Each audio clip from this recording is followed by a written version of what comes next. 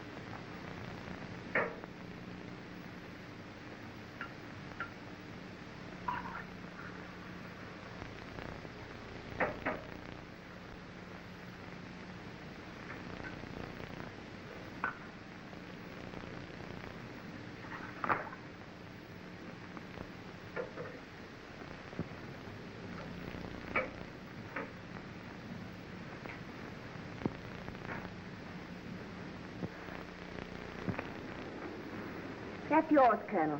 Thank you. Mr. Fisher, another whiskey. Thank you. You can get me one, Kathleen. They come and sit by me to change my luck. Oh, stop talking. I'm trying to play this hand. The sort of hands you hold play themselves. Eh, Colonel Henslow? Ronnie holds the most amazing cards. The rest are mine. I suppose because I'm your brother, Kathleen, I can't have a drink. That's right. 4 spades. It was a bad effort on my part. Dr. Watson is here, miss. He says he won't disturb the drink. Thank you, Master. Tell him I'll be with him in a moment. Thank you. Well, the king is you. Put him to me. But yes, dummy, of course, you've had the opportunity of coming into this. Now, what about honors? 4 in one hand and 1 in the dummy, that's 81. Excuse me, sir. This was on the floor. Thanks.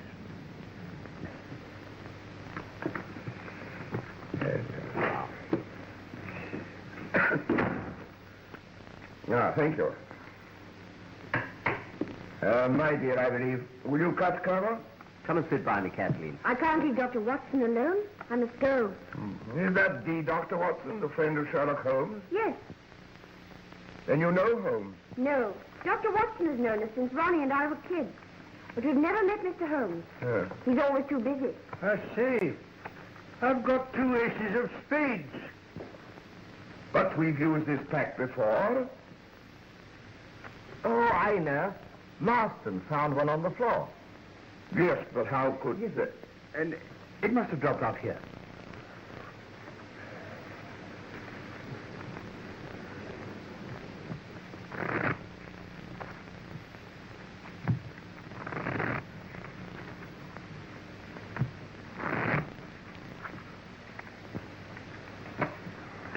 Your cut, please, Cardinal.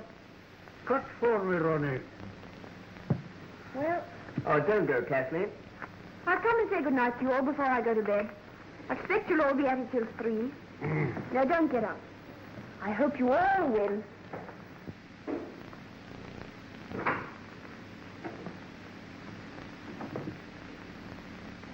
My dear, how kind of you to come.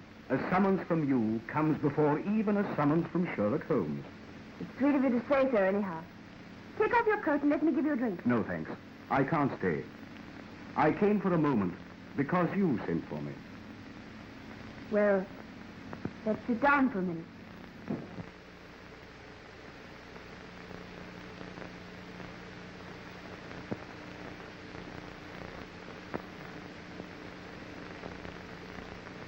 Has Ronnie got another bilious attack? No.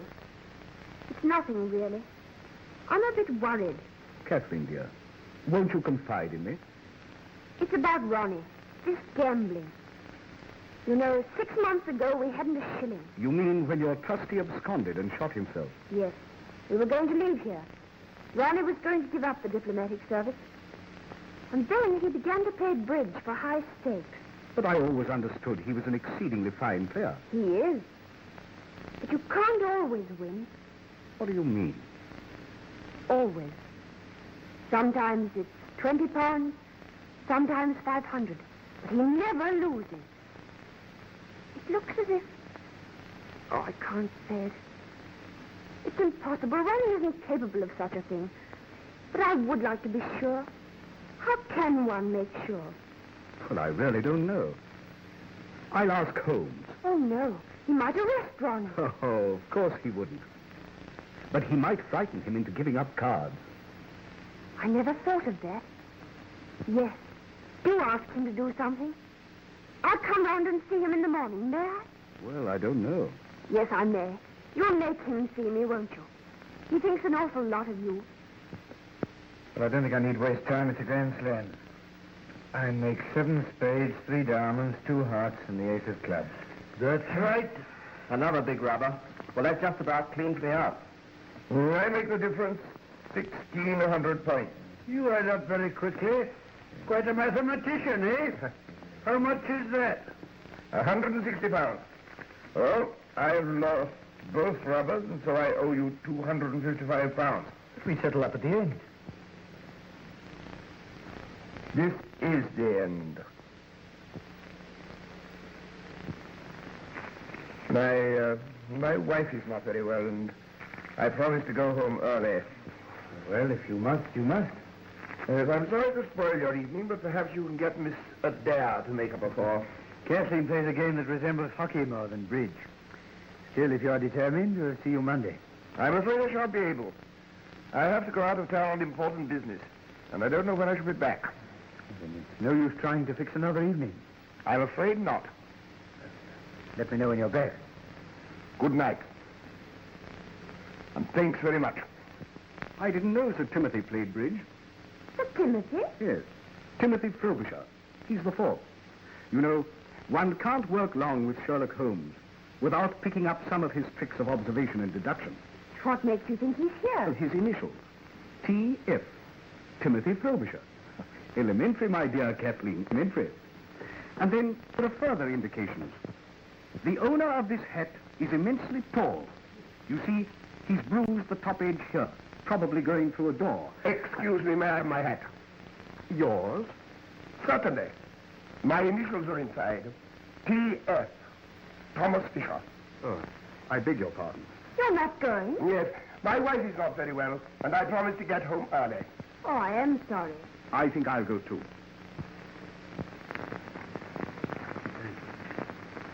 Well, good night, and thanks awfully. Sorry you had such rotten luck. See you Monday. Well, really, I think I better not. I've lost an awful lot lately, and I think I better chuck it for a bit. Oh, just as you like. Oh, don't think me rude, but I just can't afford it. That's all right, Eva. Good night, Colonel. Good night.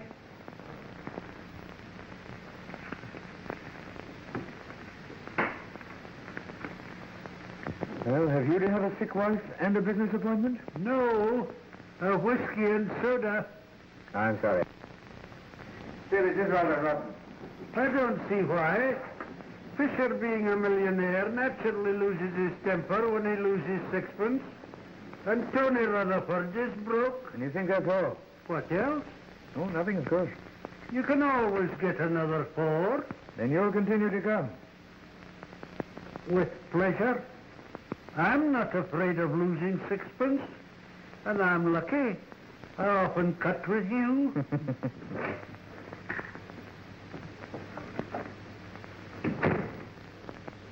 What's the matter with you all? Stopping so early. Well, Fisher had to go. And for once in my life, I'm going to have an early night. Then I'll see you out. Good night, Ronnie. Good night, Colonel.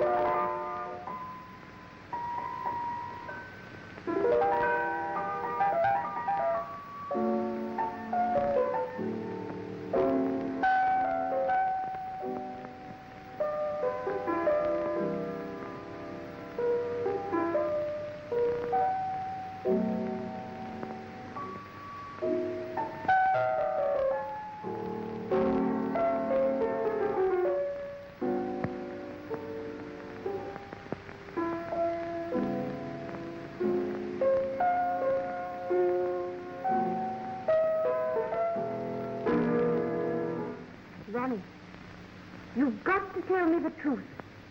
The truth? What do you mean? I've got to find out the truth. Terribly difficult thing, darling. Ronnie, stop. Trying to explain this ace of spades. Explain You know exactly what I mean. When Marston picked it up, you said it belonged to that press. It doesn't, and you know it. Well, it must belong to some other pack. A hidden duplicate pack. What the devil do you mean? How dare you suggest that God knows I don't want to suggest it. But we were ruined.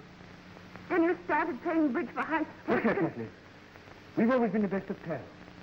But if you're going to say things like that, Don't you see everything points to it? Oh, I don't believe it. I won't believe it. If I did, I'd rather put a bullet through your head than earn a brother. Yes, Master? Excuse me, sir. A note from the Foreign Office. Thanks. Who brought it? Mr. Missionary. Did he tell? No, sir. He said there would be no answer. Thanks. Shall you want anything else, sir? Not tonight, Marston. I shall want breakfast a bit earlier. The foreign craft means 9:30. Very good, sir. Good night, please. Good night, Marston. Good night, sir. Good night. Anything serious? Well, if you must know, they want me to go and see some German fellow in Hampstead who'll tell me some official secret which was probably published in last night's paper. Don't go, Ronnie. I've got to have this out with you. I can't believe.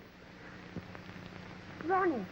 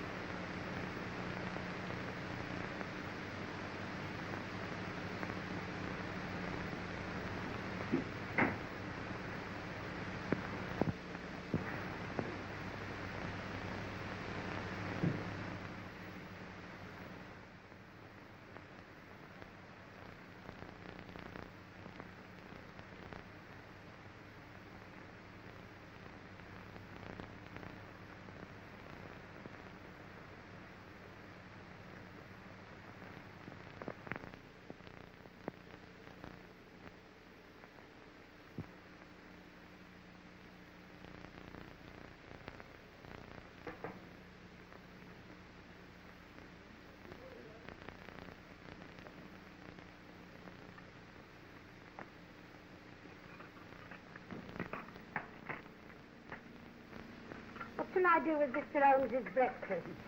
Isn't he up yet? Ain't no sign of him. Hasn't even took in his shaving water. I do wish he'd be a bit more regular in his habits. Meals at all times of the day does turn the house upside down. But you know, Mrs. Hudson, you always insist on keeping his meals for him. He never asks. Yes, but the poor man must eat sometimes. If I didn't see that he had a bite now and again, it'd have been in his grave years ago. I should go and bang on his door. Yes, sir. But sometimes when he's thinking out his problems, he's that cross when he's disturbed. He won't be this morning. He's rather good-tempered. And he doesn't want any breakfast.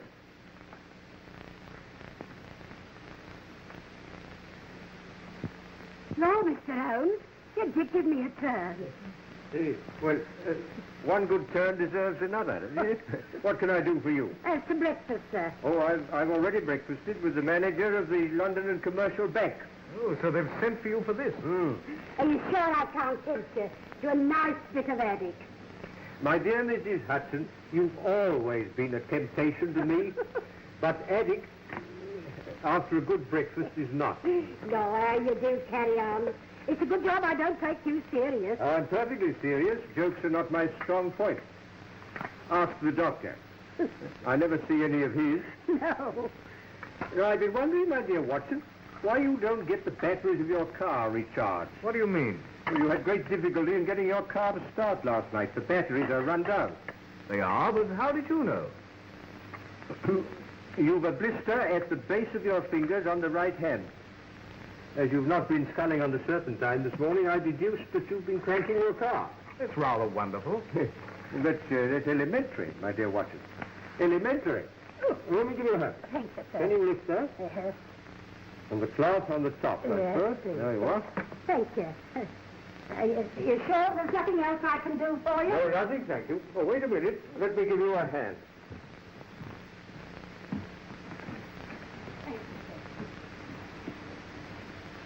Why have they sent for you about this?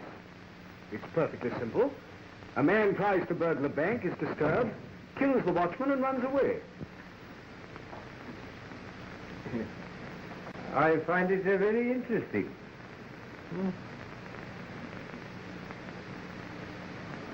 Have you ever heard of Professor Robert Moriarty? No. What's he got to do with it? Oh, he's to do with half the crimes the world over. He started as a mathematical professor, but ugly rumors gathered round him, and he resigned. Well, after that, he vanished for 10 years or so. I fancy he went abroad. Then he returned to England, and things began to happen. What thing? For a long time, I've been conscious of some power, a deep organization which stands in the way of the law.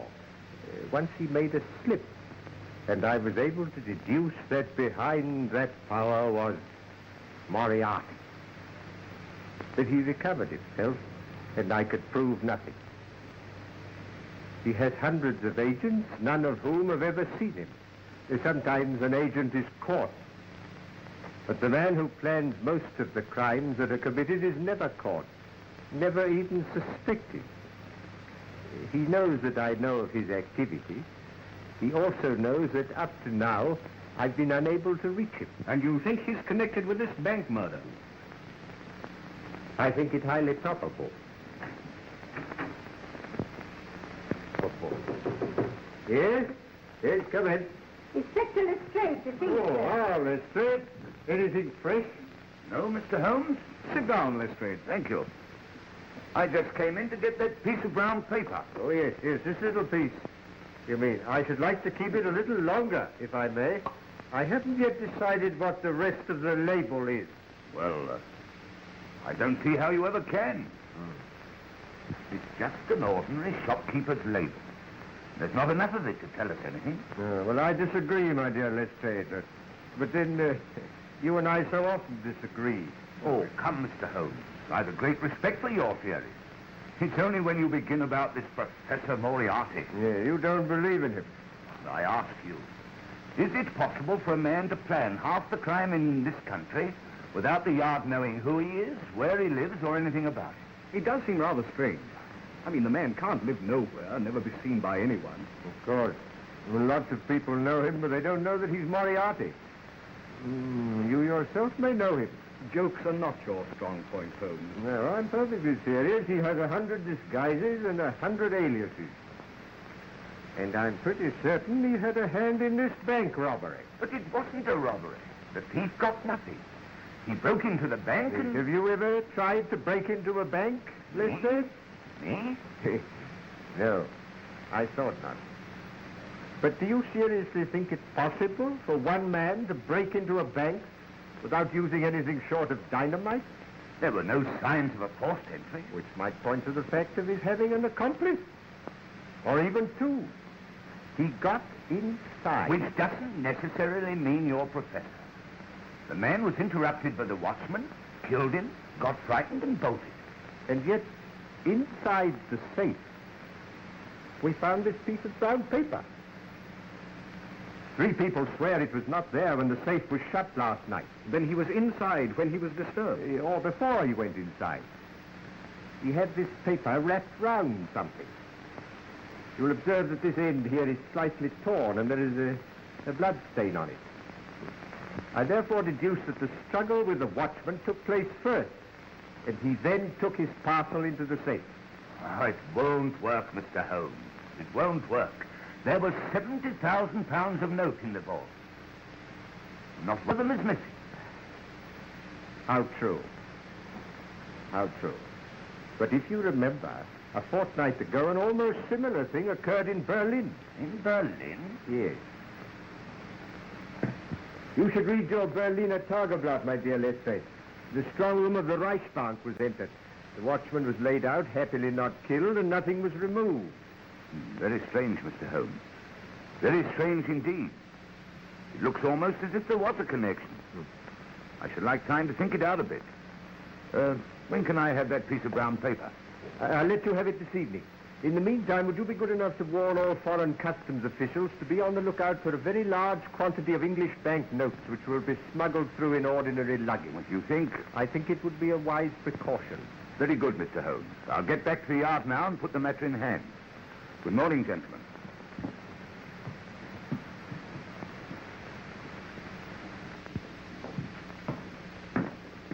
The chief has arrived, sir. Oh? What are his orders? He will interview Mr. Adair himself. Right. Send Mr. Adair in.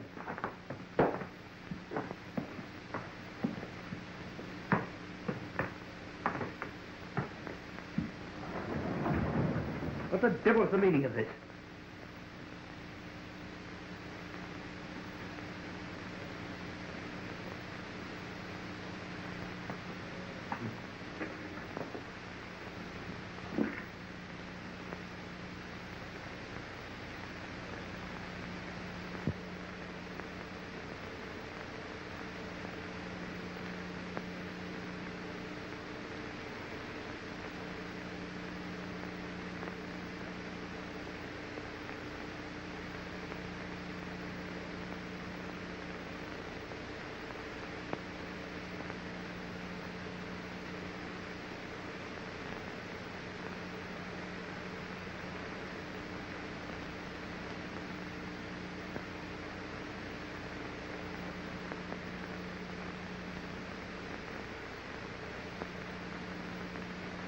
Adair.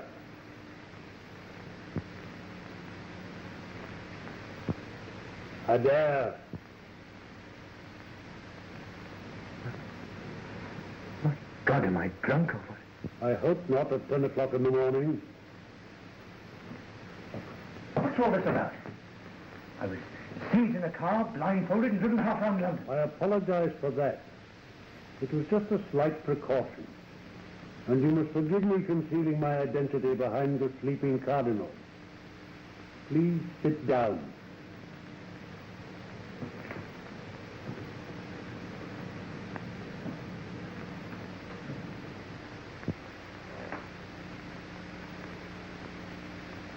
Are you Mr. Clink? Mr. Otto Clink? No. Poor Otto Clank must have been dead a good many years. What the devil? Only that I have a slight favor to ask of you, Mr. Adair. Favor? Who are you, anyway? I understand that you are leaving on the Golden Arrow at 11 o'clock tomorrow for Paris. And if I am? You are going on Foreign Office business, and you will have a laissez-passer, which means that your luggage will not be examined by the customs. I want you to take a suitcase to Paris for me. I'll do nothing of the kind. Why should I? Because you can't help yourself. Don't be ridiculous. Sit down, madame. You go to hell. Sit down. You have been cheating at cards. What? I repeat, you have been cheating at cards. I should have warned you that this picture is painted on steel. Sit down. All your life you have been interested in sleight of hand. Your trick of palming a whole pack of cards has been very useful to you since your trustee absconded and left you and your sister penniless. It's a lie. You have taken to playing bridge for very high stakes. When you deal, you simply change the pack after it has been cut to you. You have a carefully prepared pack in the palm of your hand. You do the same when you cut a pack to your opponent. Now, this procedure, if publicly known, is not likely to lead to an advancement either social or diplomatic. In fact, it means the end of you. Who's been telling you this ridiculous story? Last night you made a slip. You dropped the ace of spades. Now I think I can count on your doing me this very slight service. Go on. A suitcase bearing your initials will be delivered at your flat at 9:30 this evening. You will pass it through the customs with your other luggage. I understand you have engaged a room at the Bristol in Paris. You will take your luggage there, and by 10 o'clock tomorrow night, the suitcase will have vanished from your room. You will make no comment. What's in this precious suitcase? That does not concern you. Yes, but it might be anything. Stolen jewels, bonds, heaven knows what. No, I'll be damned if I'll be made use of in this way. I feel sure that you will change your mind. In the event of your not doing so, you will find the only alternative in the box on the table. What do you mean?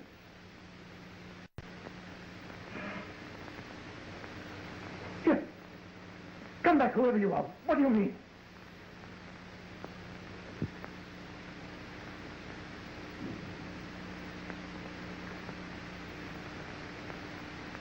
The only alternative.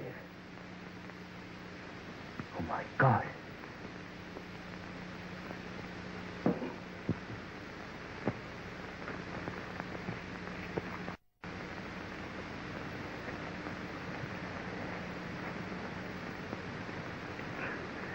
What are you trying to do? I'm trying to see how many Bank of England notes will go into a parcel of this size. You see, my dear Watson, that this note should fit into these creases. There you are, as I thought exactly. Yes. Were you busy this morning, Watson? No, I kept the morning free. I rather hoped you'd see Kathleen Adair. She's due here now. I sent her a note on the way home from the bank. Oh, that's very kind of you. Then you'll have a talk to Ronnie. No, I want to talk about it. He's in the diplomatic service, isn't he? Yes. And what's that got to do with it? What's what got to do with what, Watson? Come in. Mr. Dare to see you, sir. How wonderful of you to have managed it. It's terribly kind of you to see me. Not at all. Won't you sit down?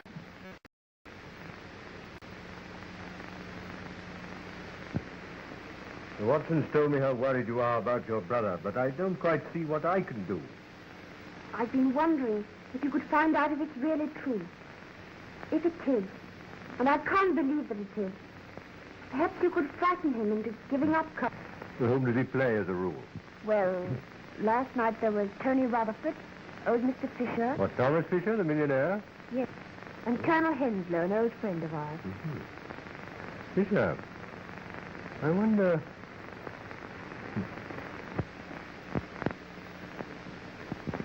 Forgive me, Mrs. Dare, but does your brother travel at all on official business? Quite a lot. In fact, he's off to Paris tomorrow. Ah, I thought so. How long has he known that he would be going tomorrow? 3 or 4 days, I think. Where is your brother at the moment? I don't know. At the Foreign Office by now, I should think. He went out early this morning. They sent a car for him. Oh, do you happen to know where he had to go? I think he said Hampstead. I know it wasn't far. He should be back at the office by now. Yes. Yes. They think a great deal of your brother at the Foreign Office. They used to. But lately he's been playing so much bridge. I'm afraid he's been neglecting his work. Yes, that's a pity. Yes, I wonder if you'd be good enough to ask your brother to come and see me this afternoon. Of course. I'll go round to the Foreign Office now. Oh. I might just fetch him. Why not telephone? He hates being run up there, and I couldn't explain on the telephone. What shall I do if I miss him? Well, when will you be seeing him? Tonight. He's dining out, and he's bound to come into dress. Very well. In that case, would you be good enough to ask him to come and see me in the morning before he starts? That's awfully kind of you. Don't mention bridge to it. As a matter of fact, I shall not say a word on that subject myself, but you may rest assured that after he has seen me, he will never gamble again. I can't tell you how grateful I am. Not at all. But I am grateful to you.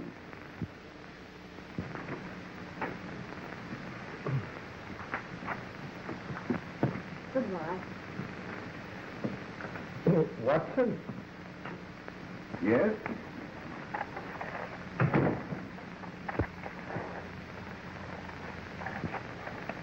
What's all this mean, Holmes? Means, my dear Watson, that the Foreign Office doesn't send a car to take a very unimportant young man to Hampstead.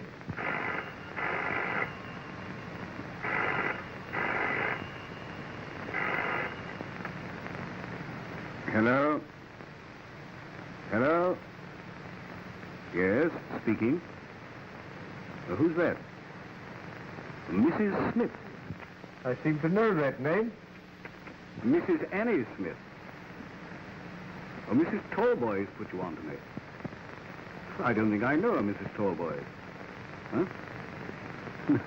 No, you're quite right. It doesn't matter. Well, you think it's appendicitis? Oh, what's the address? Would you mind taking this down, Holmes? 1006 Pentonville Road. Yes. Yes, I'll come at once. I'll take a taxi. Goodbye.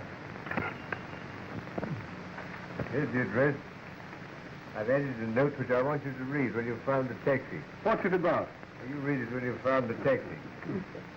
I hope your friend, Mrs. Tallboy's friend, is not as bad as she thinks.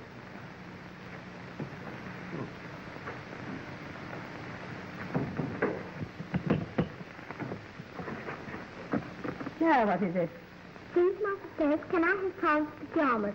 They've blown us our line into your backyard. You've no right to hang out your washing and your what-nots in a respectable neighborhood like this. Mother said if you started carrying on about the washing, I wasn't to stay any of your lips. Your mother said that? Yes, she did. Well, I've never had such impudence in all my born days. You go and I'll give your mother lip. You wait. Mother said I was to take back the pajamas and not to talk to you. She doesn't think you're respectful. What's that? She says it's disgraceful, a widow living in a house full of nothing but men. Oh, you wait a minute. I'll give her respectable. Go on up it. Go on up you go. Oh, my word, respectable.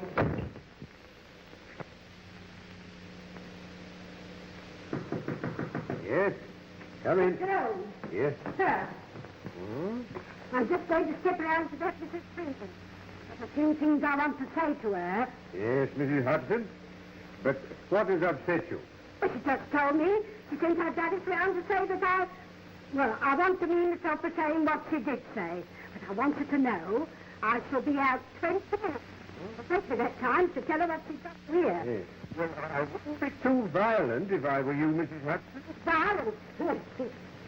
Indeed, I'll sit about a wooden prop. Indeed, I would, if it wasn't for my chronic arthritis.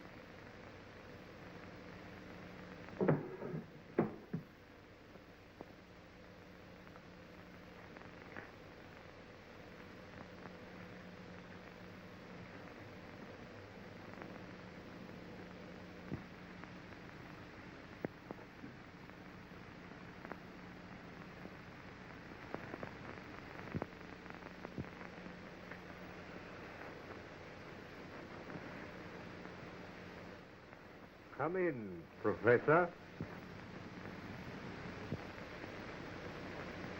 You think you know me, Mr. Holmes? Why not? You called upon me once before. On that occasion, your face was completely covered with surgical bandages. But your arrival coincided with the same removal of Watson and Mrs. Hudson. You were a little more original in your methods last time. Today, I recognized the symptoms. I was expecting you, Moriarty. How clever of you, Holmes. Let's take off your scarf, Professor. Perhaps you're right.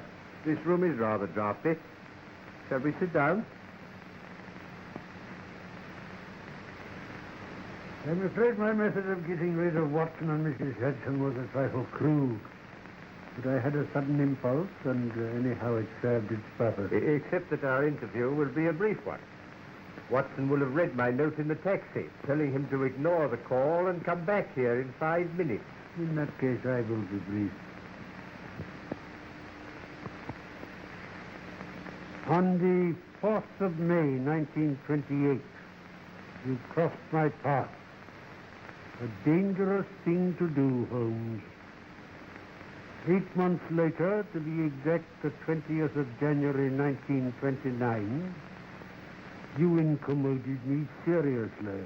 Yes, you made a bad slip in 1929, didn't you? Nearly had you, Professor. And now I find you so constantly in my way that it would be better for me if you were removed. Perhaps what I have to say has already crossed your mind. Possibly my answer may have crossed yours. You stand fast? Absolutely.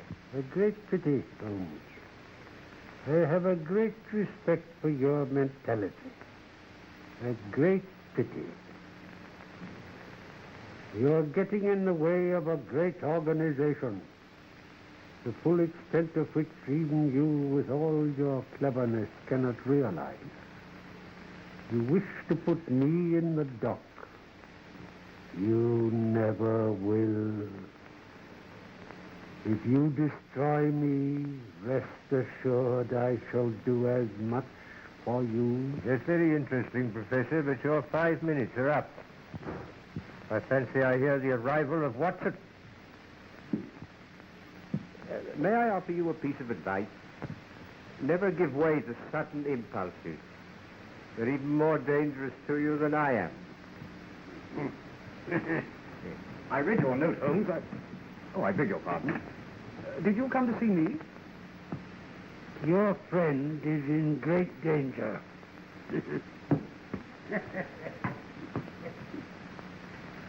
Great danger.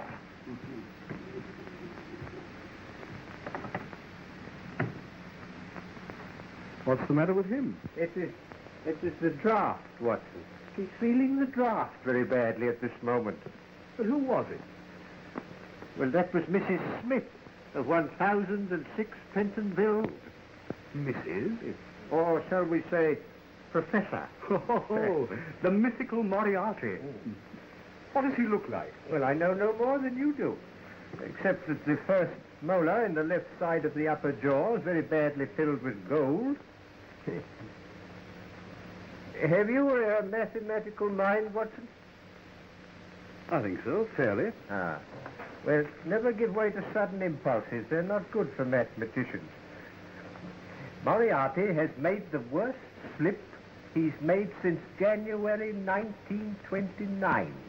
You mean you think you found out how to get him? No. No, I found out where he gets his boots. I wish you'd be serious. The professor's boots are made by Mr. J.J. Godfrey, bootmaker. Here we are.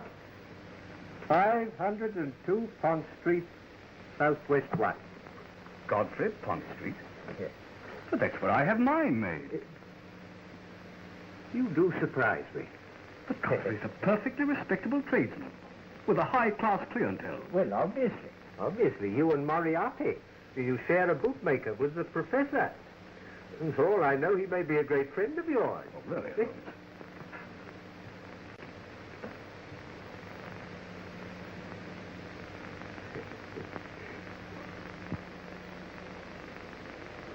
Does Mr. Godfrey make his boots on the premises?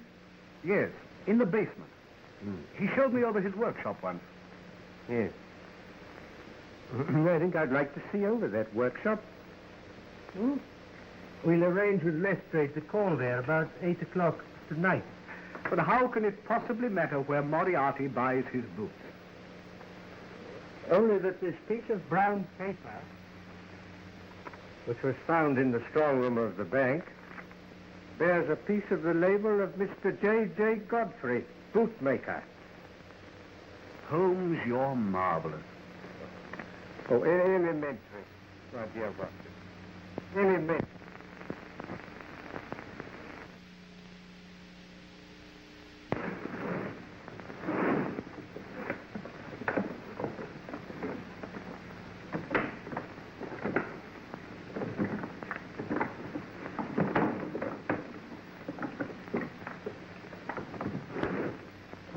Well, that's that.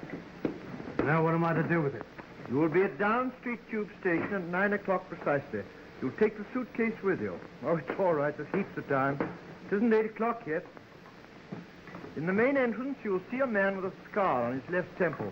He will take the suitcase from you. Yes, sir. The keys? Hello, sir.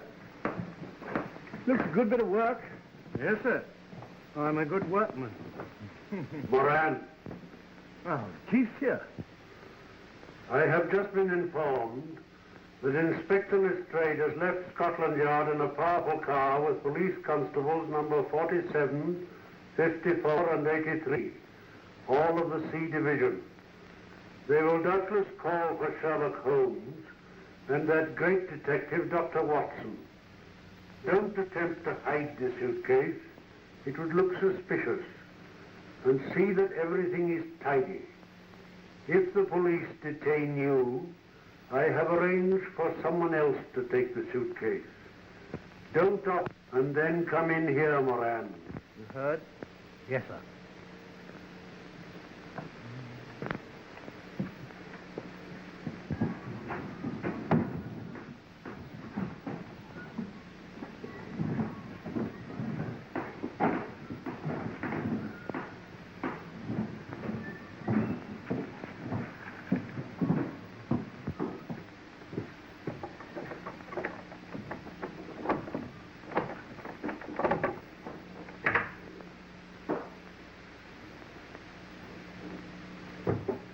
Put this right, Godfrey, will you? All right, sir.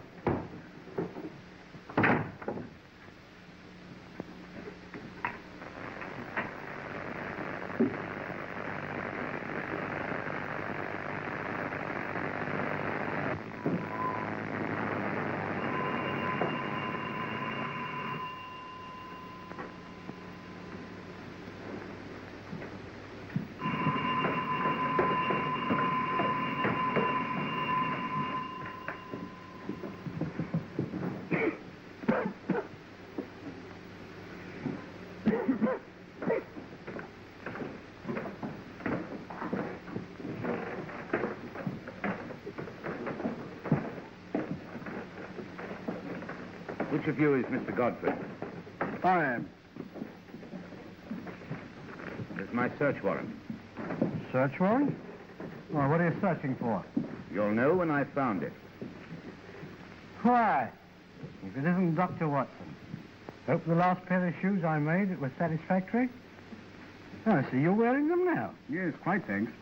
I say, Holmes, this does seem rather absurd. You know, Godfrey's made my shoes for years. Yes, your shoe last is in that cupboard over there now. Over there? Yes. I'll go and find it. I suppose, Godfrey, you know what we've come for. I haven't the slightest idea.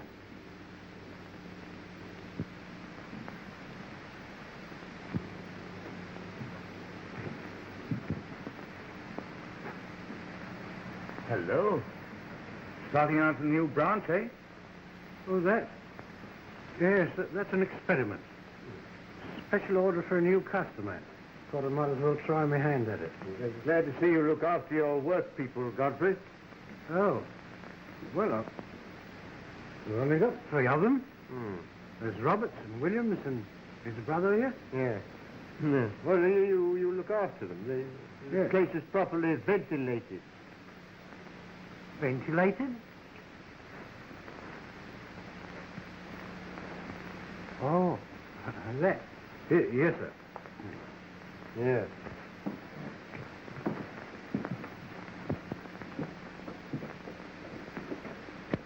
Oh, yes. A ventilator.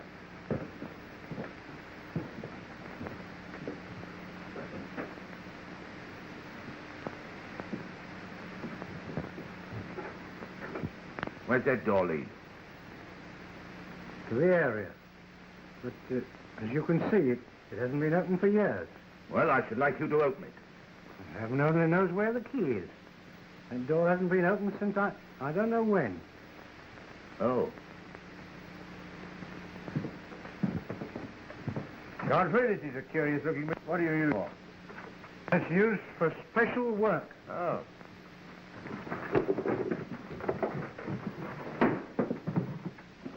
So, you wanted to know what I was looking for, Godfrey. Well, you know now. I was looking for a press that made perfect Bank of England notes. Take them all away.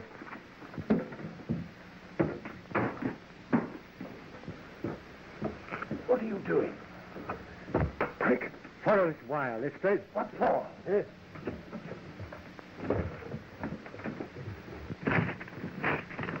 Go on, quick, Lestrade. Help me get this door down. What?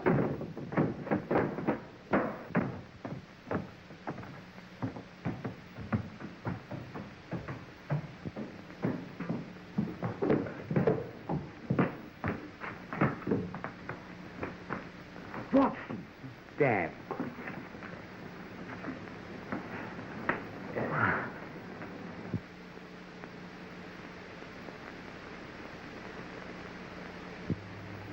Oh, have another drink, my dear Watson. Hey, you feel better. Thanks, I'm all right. I haven't a scratch. It was a bit of a shock being seized and trussed up like that. You saw nobody? Nothing. I was standing in the cupboard, and the shelves swung round. I was seized from behind and blindfolded.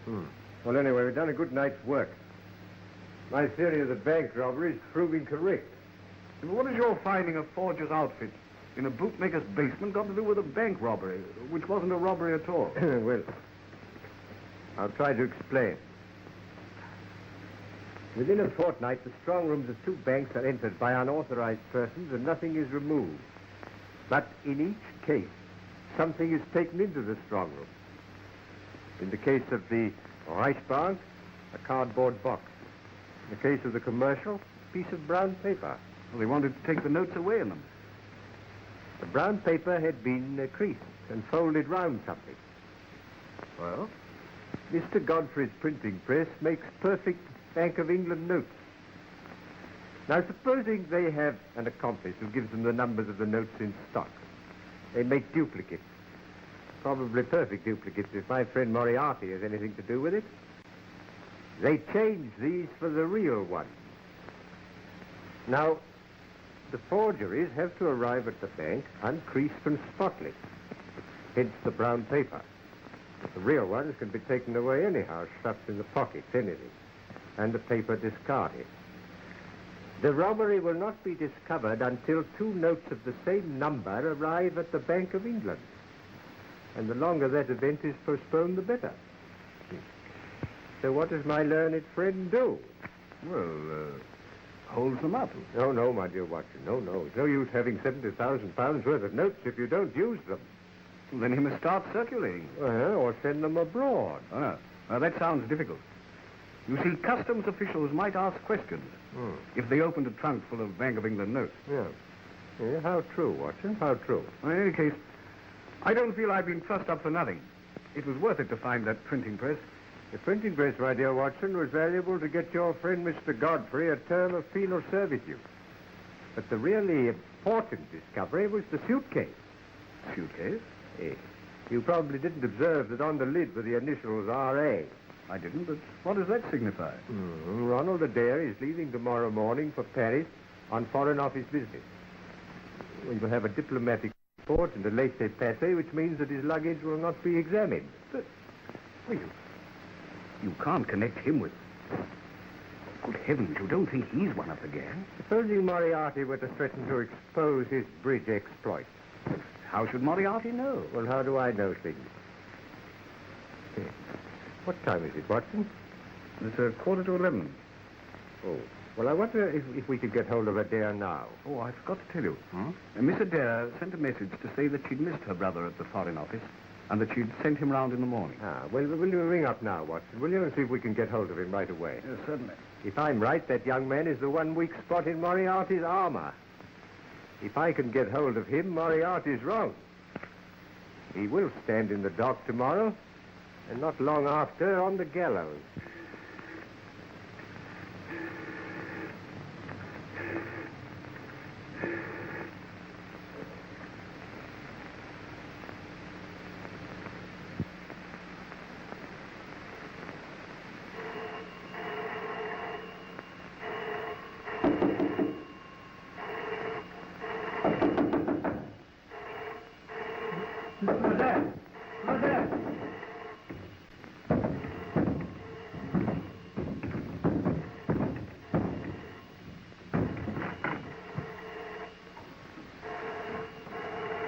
Right there? Right there.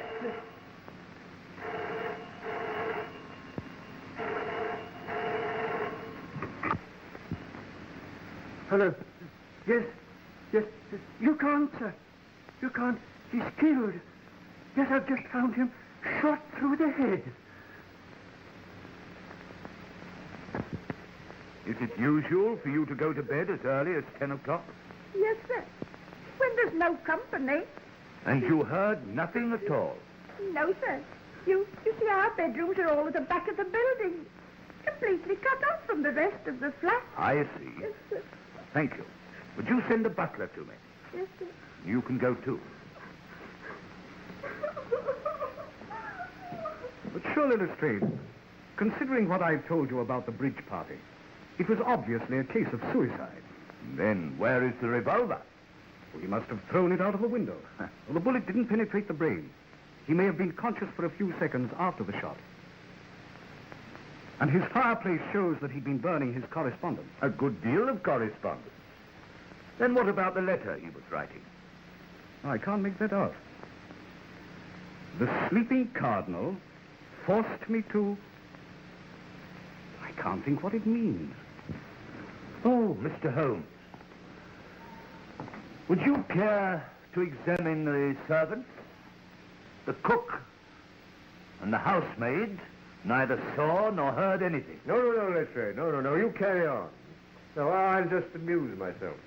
And we found this on the table in front of him. The sleeping Cardinal. The sleeping Cardinal, now. Where have I heard that name before?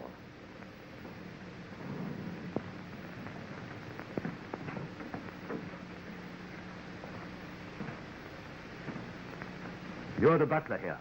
Yes, sir. Have you been with the family long? 3 years, sir. Then you know their ways. Did anything unusual occur here this evening? No, sir. Miss Adair dined alone at home, and Mr. Adair came in at 9:15 with Colonel Henslow. Who is Colonel Henslow? Oh, he's an old friend of the family. He knew Ronnie Adair's father in India. Sir Henry Adair was Governor General of Bengal, you know. They used to hunt tigers together. Did you gather at all what they were talking about when they came in? Well, sir, Mr. Adair was saying, "And you think Fisher means trouble?" Huh? That was all I heard, sir. How long was the Colonel here? Barely half an hour, sir. Was Miss Adair with him? No, sir. She was in her room. Was anyone else in the flat? No, sir. You're positive that there was no one else at all? No, sir. Oh, a man came about 9:30 with a new suitcase that Mr. Adair had ordered. What kind of a man? I didn't notice him particularly, sir. He wasn't actually inside the flat. He just handed me the case and I signed for it. Where did the case come from? I really didn't notice, sir. I just told Mr. Adair it was here, and he told me to put it with the other luggage in his bedroom. Oh. Which one? That's the odd thing, sir. It isn't here. And I can't find it anywhere, though I've searched the flat. It was quite an ordinary sort of case. Can't think where it could get hidden. But it must be somewhere. Unless Mr. Adair took it out. He didn't go out, sir. He went straight to his room after the Colonel had left. Why didn't Miss Adair come and see the Colonel? Wasn't she friendly with him? Oh, yes, sir. She was quite friendly with him. Wasn't she friendly with her brother? They were devoted to each other. They was, sir. But there was a bit of a shindy last night, sir. Well, she never mentioned anything about it to me. No, sir. It was after you and the other gentleman had left. I can't think it was a serious quarrel. I beg pardon, sir. It was. I brought in a note for Mr. Adair, and I don't think they heard me come in. What were they saying? Well, sir, Miss Adair was very excited, and she said, I'd rather put a bullet through your head than own a brother who... And then she saw me and stopped. Directly afterwards, Mr. Adair left the room. And tonight, how did you know he'd been killed? The phone bell was ringing in this room, which was locked, and I got no answer to my knocking. What did you do? I broke down the door. And then I found Mr. Adair in that chair, lying across the table, dead, and the window open. How long had he been in his room? About half an hour, sir. And you heard nothing? Not a sound, sir. And I was in my pantry, which is on this side of the flat. Thank you, Marston. Would you ask Mr. Dare to come here? Yes. I think if I were you, I should see Colonel Henslow first. I understand he's with Miss Adair. And after all, he was the last person to see Adair alive. Yes. Will you ask the Colonel to come here? Very good. Well, that disposes of your suicide theory. What do you mean? You're not suggesting that Miss Adair... At any rate, she threatened. But the door was locked on the inside. Ah, Colonel. I don't think you know Inspector Lestrade. And my friend Sherlock Holmes. Delighted to meet two such famous people. I also am delighted to meet such a distinguished big game hunter. My hunting days are over. Yes, yes. There must be a great trial to you, of all people. Was it the war? No. A tiger mauled my arm. It turned septic and had to be taken off at the shoulder. I'm lucky to be alive at all. Yes, I'm immensely ignorant about tiger hunting. Tell me, you go out on elephants with beaters, don't you? Pardon me, Mr. Holmes, but I must ask the Colonel a few questions. Yes, all right, let's say, just a minute. I'm very interested in tiger hunting. Well, elephants and beaters are used when royalty and rajas hunt tigers, but they're expensive. Oh, very. You can always tether a goat and wait till the tiger comes for it. Really, Mr. Holmes, I'm pressed for time, and I must ask the Colonel a few questions. Yeah, well, fire ahead, Lester, fire ahead. You were the last to see the deceased alive. Yes, he's been very nervy since last night. He came round this evening and asked me to come back with him for a chat. I suppose you all know what's happened at the bridge party. Yes? One of the players looked like being unpleasant, and Adair wanted my advice. And what was your advice? To do nothing at all. Even if it were true, nobody could prove it. And he was less worried when you left? I think he was, a little. I understand the new suitcase was brought to the house last night. Were you there when it arrived? I believe so. I never saw it, but I heard Ronnie tell Marston to take it into his bedroom. What time did you leave? About 9:45. And within 3/4 of an hour, he was found dead. Surely it's obvious he shot himself. I disagree, my dear Watson. He was murdered. Of course. You don't really think so? Yes, my dear Colonel. I'm certain of it. And what is more, I'm sure you'll all be glad to hear that within 24 hours, I shall not only be in a position to prove it, but I shall have the murderer under lock and key. I'm delighted to hear it. Not that it can bring the poor lad back. You know, Ronnie, with all his faults, was extraordinarily lovable. I feel rather as if I had lost a son. Thank you, Colonel Henslow. I shan't need you anymore. Would you mind asking Mr. Dare to come to me a moment? Certainly. Goodbye, Mr. Holmes. Goodbye, Colonel.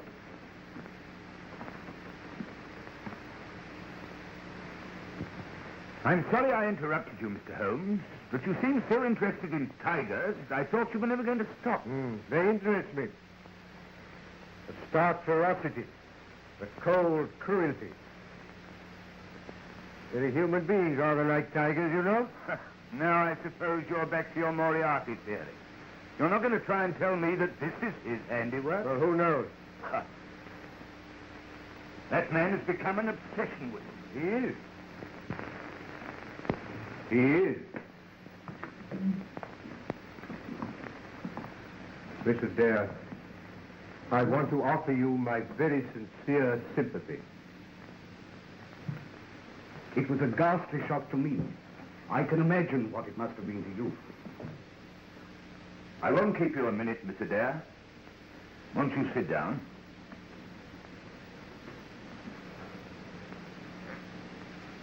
When did you last see your brother? At 6:30. He came in to dress, and I came in here to give him a message. What was the message? I told him that Mr. Holmes wanted to see him before he went to Paris. You see, I'd asked Mr. Holmes to interview him. What did he say? He was upset. In fact, we had rather a quarrel about it. Another quarrel? You had one the night before. Yes, but this was not so serious. He was merely annoyed that I had spoken to Mr. Holmes. He was very annoyed? Well, rather. He seemed more frightened than annoyed. I couldn't understand. And so you quarreled again? Well, yes. He said I had no business to interfere in his affairs. And did you again threaten to shoot him? Shoot him? What do you mean? The night before, your butler heard you threatening him. Oh, no. I never did anything of the kind. I shoot Ronnie. You said you would rather put a bullet through his head than own a brother who... Oh, that was only a figure of speech. I was A accusing him of most something. unfortunate figure of speech, considering that within 24 hours he was found with a bullet through his head. But you don't think that No, I... miss. But I must ask you to come along with me after I've finished my investigation. I say, Lestrade, this is grotesque. Holmes, listen. Here's Lestrade suggesting that Mr. Dare... No, Dr. Watson, I didn't. All I want is her to come along and make a statement. I'm sure Mr. Dare will be delighted to go with you, Lestrade. It is quite a warm night. Anything you say, of course. Thanks, miss. I shall be ready in a minute. Then I'll go and put on my things. If you have no more questions. No, nothing else, thanks.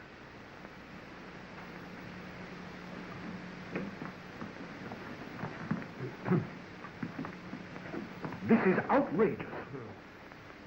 Well, Mr. Holmes, what do you think? It's really remarkable how many varieties of trees there are in the London parks. Have you ever noticed what remarkably fine specimens? Really, Mr. Holmes, you're a most extraordinary man. In the middle of an investigation like this, you begin talking about trees. Holmes, you've heard Lestrade's ghastly accusation. Surely it was suicide. He burned his correspondence. I don't think he did. These are the ashes of, I should say, at least a dozen packs of playing cards. Because he was afraid Fisher was going to expose him. My dear Watson, as I've already told you, this was murder. And it was committed from outside this room. What? Shot through the keyhole? Ronald Adair burnt those playing cards, and they caused a great deal of smoke. He opened the window and sat down to write that confession. And the moment he sat down, he was shot from outside. But how? From this height, you can hardly see the street. He would have had to have been hanging out of the window. And he wasn't. He was sitting in that chair. And you're suggesting that somebody stood in the middle of Park Lane between 10 and half past and fired a rifle? It would have had to have been a rifle to carry as far as this. And that nobody saw or heard anything, though there must have been hundreds of passers-by? Yes, passers-by there undoubtedly were. But as you've doubtless already ascertained, there were no police about. I beg your pardon, Mr. Holmes. There are always police about. There were a couple on point duty at Turnip Gate. I find on inquiry that 3 separate disturbances occurred at precisely 10:15 in this neighborhood tonight. A lot of roughs who are not accustomed to frequent the public house round the corner refused to leave and were ejected by the police. A young woman drove a car into a lorry about 100 yards up the road, and there was a false alarm of fire in Harford Street. It's curious that all these things should have been absolutely simultaneous.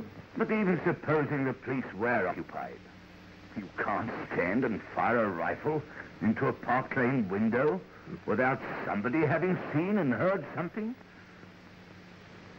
How true. Do you know a hornbeam when you see one? A hornbeam? There are some remarkably fine specimens in the park. What is a hornbeam? The Latin name is carpinus. They're common in the temperate zones of Asia and some parts of southern England. It looks like a beech, but it isn't.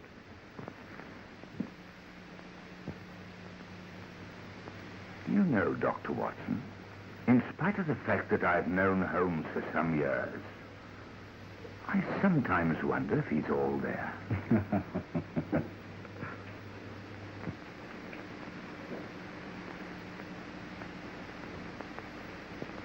Put this in your mouth for a few minutes. What for? I don't think you're at all well. Oh, nonsense, my dear Watson, nonsense. I'm in the very best of health, in spite of a couple of nasty shocks. When did you have a shock? Well, I said 2. During the stroll I took this afternoon, I was just going to cross the Marylebone Road. The policeman on point duty was holding up the traffic, when a 2-horse van, apparently out of control, whizzed round the corner and was on me in a flash. I sprang to the pavement and saved myself by the fraction of a second. Good heavens. Yes. 10 minutes later, a brick fell from the roof of a house. It was shattered at my feet. They were repairing the roof at the time, but the police proved it was an accident. I know better. Oh, very nasty indeed. Mm. But these things happened this afternoon. I was worrying about you in the early hours of the morning. Mm. What did I do? Do? In the middle of a terribly serious conversation, you started talking about trees in the park and the difference between a hornbeam and a beech, altogether disconnected. And I thought a little delirious. Yes. Now, I did ramble a bit, didn't I? And I'm sorry you made what Lestrade called a bombastic statement. That within 24 hours, 12 of which, by the way, have already gone, you would have the murderer. No, it wasn't at all like you, Holmes. No. No, you did look as if I were very ill, didn't it? It gives Lestrade such a chance to crow. He thinks he's done a frightful lot and you nothing. He's disposed of my suicide theory and made an arrest. Who? I wonder he hasn't arrested you or Mrs. Hudson. And he never stops talking about this mythical Moriarty. Now listen, my dear Watson. I have established to my own satisfaction that in both the Reichsbank and the commercial bank cases, forged notes were substituted for real ones. No? I have also established to my own satisfaction, and through the missing suitcase, that Ronald Adair was to have taken those English notes to Paris, and the same brain that planned that scheme planned the removal of Ronald Adair. But why should they remove their means of getting the notes safely out of the country? Because Ronald Adair refused at the last minute. Why should he? He was still open to exposure as a cheat. That's what frightened him. Yes, well, but I frightened him still more. When his sister told him that I wanted to see him, he was panic-stricken. But he realized that his cheating could only result in scandal. The other meant certain jail. I see. And what did you make of that letter he was writing about the sleeping Cardinal? Now that, my dear Watson, is the most significant aspect of the case. Do you remember 8 months ago when Trimble the forger was found on the embankment dying from terrible injuries, he, Yes? Yes?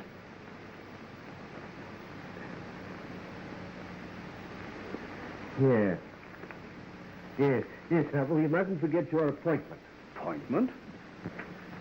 Yes, it's necessary for me to remain alone a little while. So you, my dear Watson, are going to Euston. Euston? Whatever for?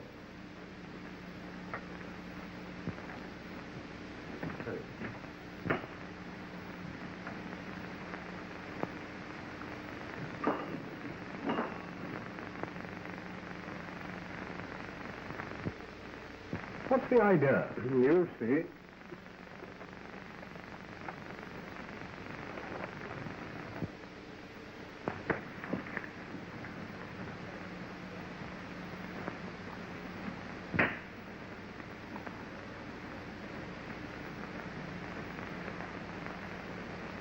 You're going to have a busy night. Now, I want you to put on your coat and hat, take a suitcase, you needn't pack anything, get a taxi, and make a great fuss about getting it. Call Euston to the driver and tell him if he doesn't hurry, you'll miss the Scotch Express. The Scotch Express? Yes. You'll be followed.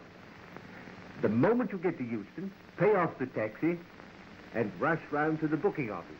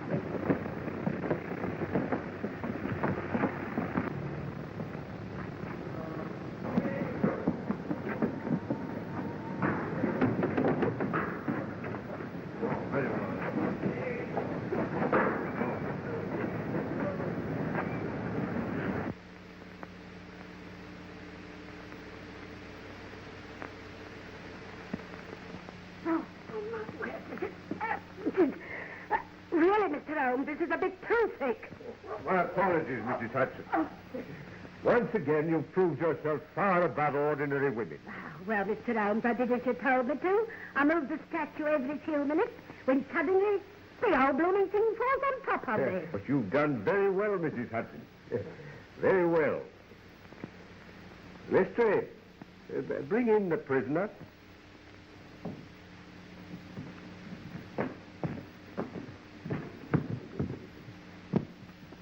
Oh, may I see that, Lestrade? Take that. That's an admirable and unique weapon. Absolutely noiseless and of tremendous power. Crikey. I knew von Herder, the German mechanic who constructed it to the order of Professor Moriarty. I've known of its existence for some time, but I've never handled it before. Ah, Watson, I've just been murdered. Perhaps you'd like to see who my assailant is. As I thought. But Holmes, that's Colonel Henslow. And what are you charging me with? Why, for the attempted murder of Sherlock Holmes, of course. No, Lestrade. I shall not appear in this. To you, and you alone, belongs the credit for this remarkable arrest. With your usual happy mixture of cunning and audacity, you've got him. Got him? Got who? Well, the man who climbed the tree in the park last night. Hornbeam, to be correct, and shot Ronald Adair through the open window of his flat in Park Lane. Has it occurred to you, Mr. Holmes, that it must be rather difficult to climb a tree and shoot anyone when one only has one arm? Ah, yes, I'd forgotten. Your left arm must be causing you great inconvenience. Yes. Lestrade, I wonder if you'd be good enough to free it for the Colonel. Hello? What's the game? Let me introduce you to Professor Robert Moriarty, the mythical Moriarty, my optician. I warned you when you called upon me yesterday that sudden impulses were dangerous. I observed that the first molar in your left upper jaw was very badly filled with gold. And when Colonel Henslow was feeling as if he'd lost the sun, I observed the same bad workmanship in the same tooth. You clever, cunning swine. You think you've got me and you're safe. But you're up against an organization, Holmes. They'll get you. They'll destroy you. I might even do it myself.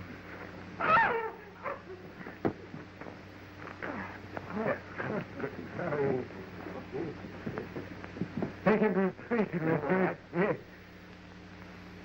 I think you'll find most of your organization waiting for you there.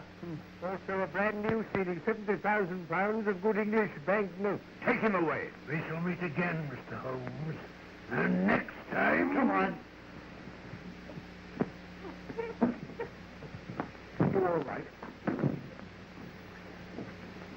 I am, except my feelings and my tie, which is entirely disorganized. Well, we proved our Moriarty's theory, all right, Mr. Holmes. It's not easy to throw dust in your eyes, my dear Lestrade. Doesn't do to trifle with Scotland Yard. Quite true, Mr. Holmes. Quite true. Well, now, Watson, what about the drink? You'd like one, wouldn't you? Thanks. Lestrade?